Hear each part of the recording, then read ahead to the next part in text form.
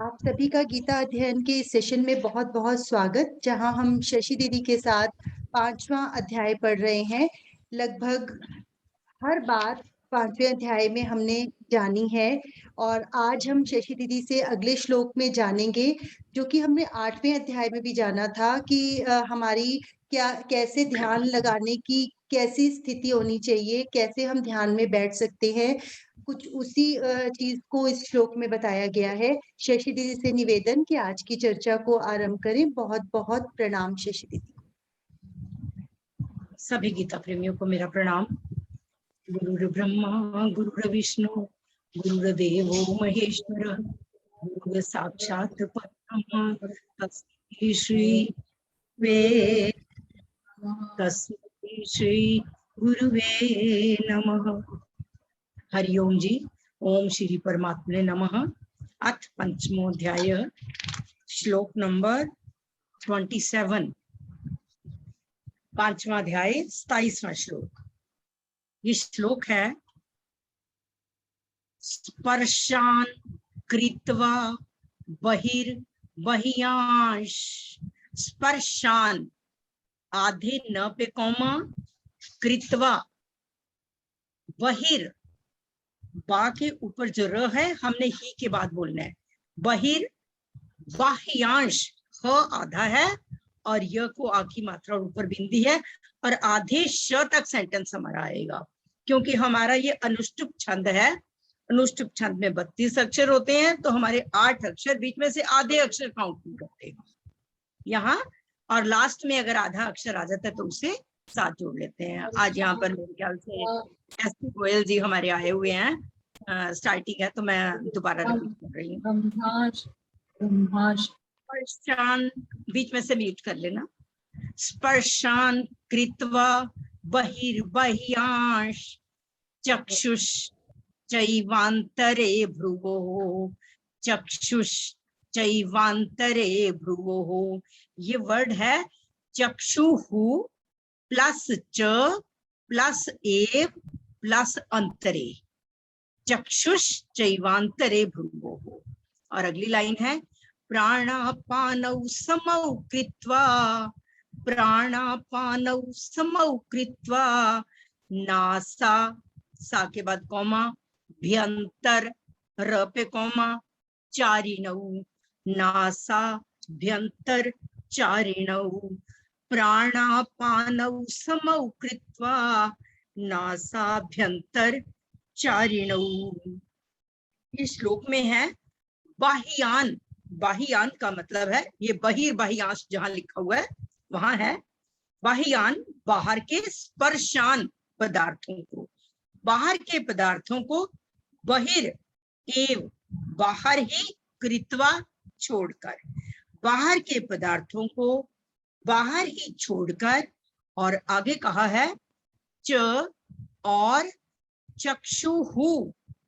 चक्षुहु का मतलब, चक्षु का मतलब नेत्र, नेत्रों की दृष्टि से, भ्रुवोर अंतरे हमारे भौहों के मध्य में, भौहों के बीच में, नेत्रों की दृष्टि को भौहों के मध्य में स्थित करके, और आगे नासाभ्यंतर चारिणौ।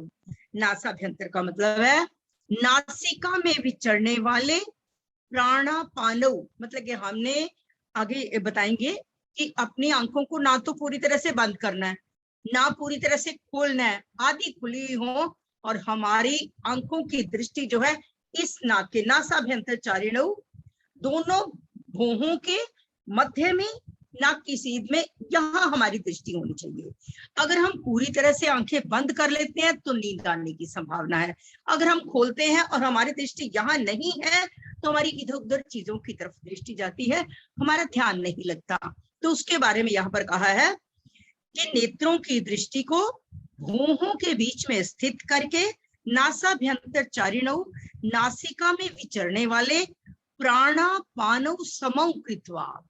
जो हमारी प्राण वायु है वो हृदय में है, और जो अपान वायु है वो शरीर के नीचे के भाग में है। और ये प्राणापानौ समौ कृत्वा का मतलब प्राण वायु और अपान वायु को समान करके, इसको हम पहले बात यह है कि प्राण वायु और अपान वायु समान कैसे होगी। प्राण वायु अपान वायु तब समान हो सकती है अगर हमारा मन शांत है, हमारा अंतःकरण निर्मल है। जब तक हम स्ट्रेस में है तब तक प्राण वायु और अपान वायु समान नहीं हो सकती। हम क्या करते हैं योगा में, तकरीबन सभी मॉर्निंग में करते हैं, हम बाईं तरफ से पहले हम अंदर लेके जाएंगे प्राण वायु को,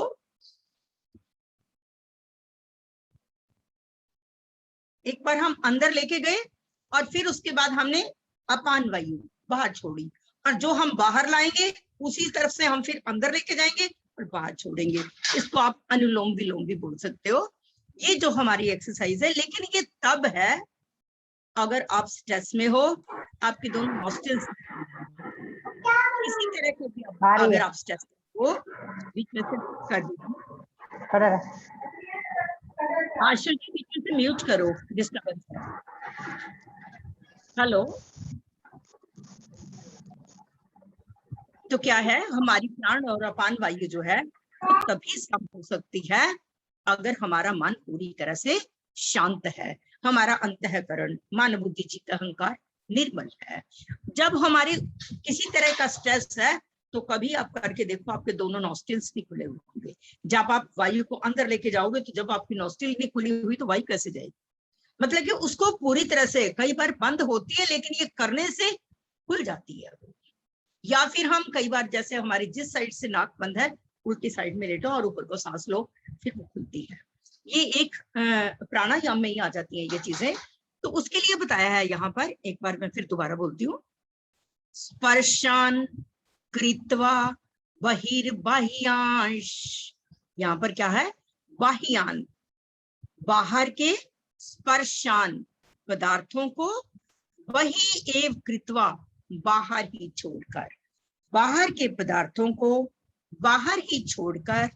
आगे लिखा है चक्षुष, एक मिनट एक्सक्यूज, हाँ जी, हाँ मैं बाद में,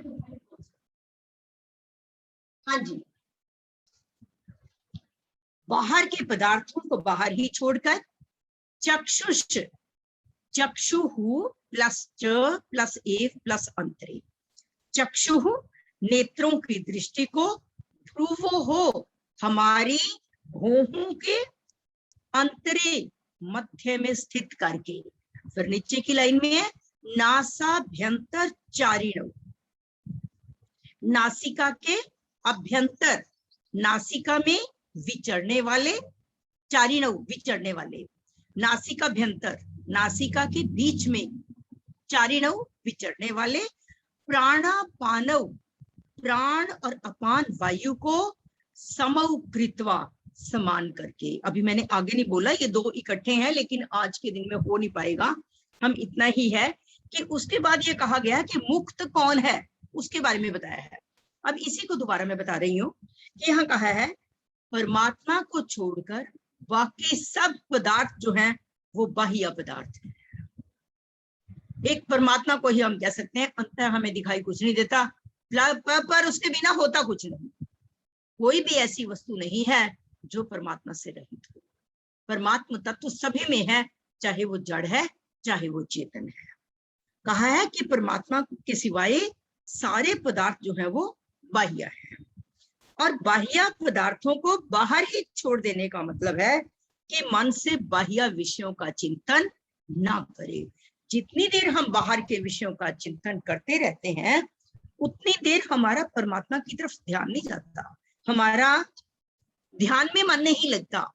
इसलिए कहा है कि बाह्य पदार्थों के संबंध का त्याग एक तो कर्म योग से कैसे किया जाता है, दूसरों की सेवा करके।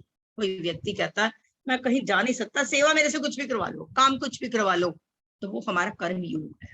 तो कहा है कि जब वो करेगा तो उसको और चीजों की तरफ ध्यान नहीं जाएगा, उसका ध्यान केवल इस तरह से जाएगा कि मैं दूसरे की सेवा कैसे करूं, और उसी में वो कर्म योग में ही रत रहेगा। बाह्य पदार्थों के संबंध का त्याग कर्म योग में सेवा के द्वारा और ज्ञान योग में विवेक के द्वारा पूरा वो अपना ज्ञान प्रयोग करेगा कि, और फिर उसको कर्म योग के द्वारा उसको प्रैक्टिकली करेगा। ज्ञान योग के द्वारा हम विवेकवती बुद्धि से सोचते हैं और फिर हम कर्म योग के द्वारा उसको करते हैं। कहा है कि कर्म योग में सेवा के द्वारा और ज्ञान योग में विवेक के द्वारा बाह्य पदार्थों का हमारा त्याग हो जाता है।